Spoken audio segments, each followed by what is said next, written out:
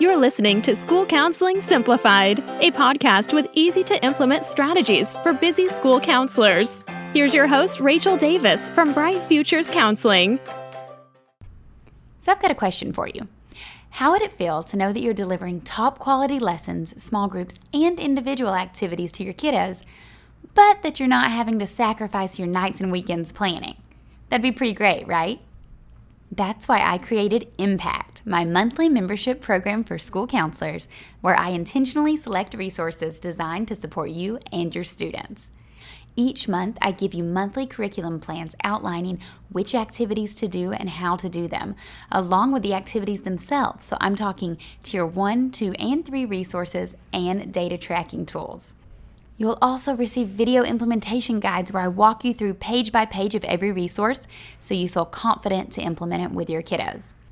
You can attend quarterly live training sessions where you can earn PD credit, get in the hot seat during one of our twice monthly Zoom calls to get feedback on your specific caseload needs, or just hang out in the members-only Facebook group and connect with other counselors who are just like you so you don't have to feel like you're on your own island anymore. And I'm always sprinkling in fun bonuses and challenges to keep it exciting. So if this sounds like the exact thing you need to take the guesswork out of planning and make the maximum impact at your school, head over to stressfreeschoolcounseling.com/impact to get started today. Okay, let's go to the show. Hey there, thanks for listening to another episode of School Counseling Simplified. So today I want to talk to you about 3 ways you can advocate for your role at the beginning of the year. So you may hear me talk about advocating for your role throughout the school year, but today's episode, I want to keep it very specific to what you can do at the beginning of the year because it is August. Okay, let's dive in. Step 1, meet the counselor.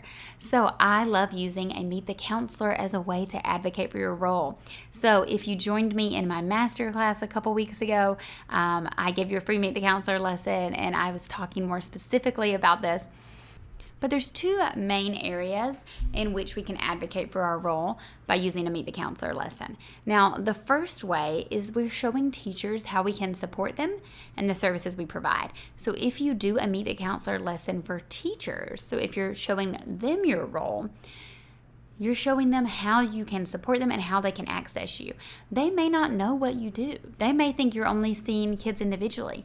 They may not know that you're going to come into their classroom and support them that way. They may not know that you can offer like consultation. Maybe you can help support them in behaviors or by doing student observations. They may not know that you can help give them as needed class lessons in addition to the planned preventative ones.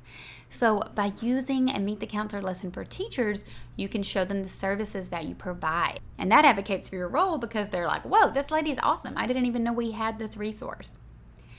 Now for students, you can show students how they can access you. So they may not know how to see you or how to make a referral or how they can get help if they need it. Now if this is older kids, you can show them how to like self-refer and access you. If it's younger kids, you can tell them how to ask their teacher for help and then their teacher can contact you, right? So by showing students how they can access you and the services that you provide, you're helping more kids. And by helping more kids, you're in turn advocating for your role because admin is seeing, wow, she's making a really big difference on campus here. We really need her. Both of these ways, we're using a Meet the Counselor lesson with teachers or with students. Both of these ways clarify our role.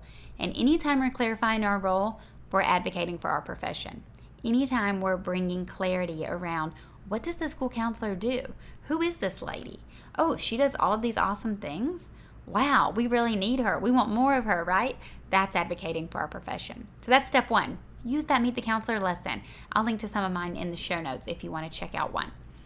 Number 2, advocate for your role at the beginning of the school year by showing up. Actually showing face does so much. So if this is your first year, 2 things I want you to keep in mind. Observe, observe, observe. So if you're like me, you maybe were not a teacher before this, right? You just went straight from your undergrad to grad school to being a school counselor. So maybe you've never even set foot in a school except for your internships. That's okay, but you want to get on the teacher's side. You want to show them that you respect them, especially if you weren't previously a teacher, right? You want to learn as much as you can about their teaching style. So I encourage you to go in their classrooms, take some time at the beginning of the year, hop in each classroom, if only for 5 minutes, and just observe. This shows the teacher that you care about what they're doing. And honestly, you could probably use the pointers on learning some classroom management skills that you can carry on into your class lessons later on, right? Because if you're not a teacher before, you maybe don't know how to manage a class well. I know I didn't. So this is a great way to show the teachers that you respect what they're doing. You want to learn from them. You want to get to know them a little better and learn their teaching style. Now, also, if it's your first year, the second thing I encourage you to do is to introduce yourself to everyone, and I mean literally everyone. Custodian, cafeteria person, librarian, front office person, nurse, anyone and everyone. Yard duty, that's what we called them, the recess management person. Anyone that you can think of at your school site, get to know them and introduce yourself. Because A, you just want to be a friendly face on campus, but also you may collaborate with them later. You never know. You may be using your librarian to help you pick out some books that you can use in class lessons. Maybe you work with your cafeteria staff, to help get meals to some kiddos over the weekend for those who don't have them. Maybe you're working with your custodial staff as part of your crisis response team, which I've talked about before, right? Introduce yourself to everyone. So if those are your first year, those are 2 ways that I think you need to show up extra. But now 3 ways everyone can show up, even if you're a veteran counselor. First is observe previous students. So be preventative here, right? We want to be proactive, and how we can do that, jump in the classrooms or at recess or at lunch and start observing kids that you saw before or students who were seen in counseling before if it's your first year, and just kind of get a pulse on how they're doing and how they're adjusting to the new school year. Second, check in with new students. So you may want to do a new student group. I talked about this a couple weeks ago. I like to do one in August to make sure new students are adjusting well. But maybe do some minute meetings, check in with new students, and get a vibe for how they're doing. And of course, we want to be proactive. So it can be easy to hide in your office, and you may not even be hiding. You may say, I'm actually planning. I have so much to do. Remember, you told me to make this curriculum map? So I get it. There is a ton to do, but try not to hide in your office, right? Try to be a visible face on campus, because being visible on campus shows that you're an essential part of the school culture and that you are irreplaceable. And that is how we're advocating for our role, by showing up and showing face. Okay, the third way to advocate for your role at the beginning of the school year is to start showing data early. So I recently attended the ASCA conference in Vegas. It was awesome, and one of my takeaways was to have a data wall. So one of the presenters was saying you can have a wall outside of your counseling office, like a bulletin board, and change it often, hopefully weekly, but if not monthly, to show your data, to show what you're up to and how you're making an impact. So go ahead and show any data that you have already, just to get people excited about the counseling program and to show how awesome you are. You may be thinking, I'm brand new, or I'm not brand new, but it's August, I don't have any data yet. That's okay. Show your plans. Show the plans you have for the year. I'm going to do these lessons. I plan on leading these small group topics. This is kind of a fun way just to show you know what's up. You have a clear plan in place.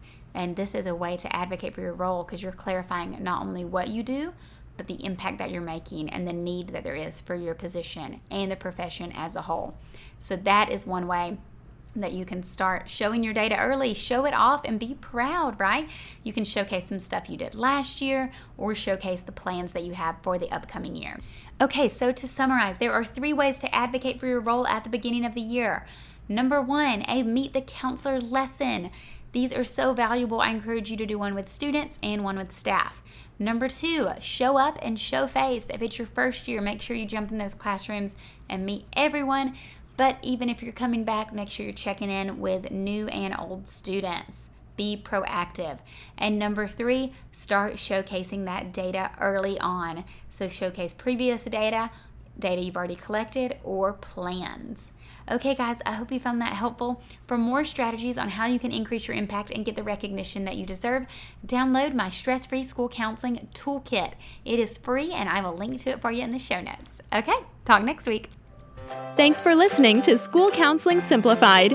You can find the links from today's episode in the show notes. If you'd like to connect with Rachel, she's on Instagram and Teachers Pay Teachers at Bright Futures Counseling. Be sure to subscribe to the podcast so you don't miss any episodes of School Counseling Simplified. Talk to you next week.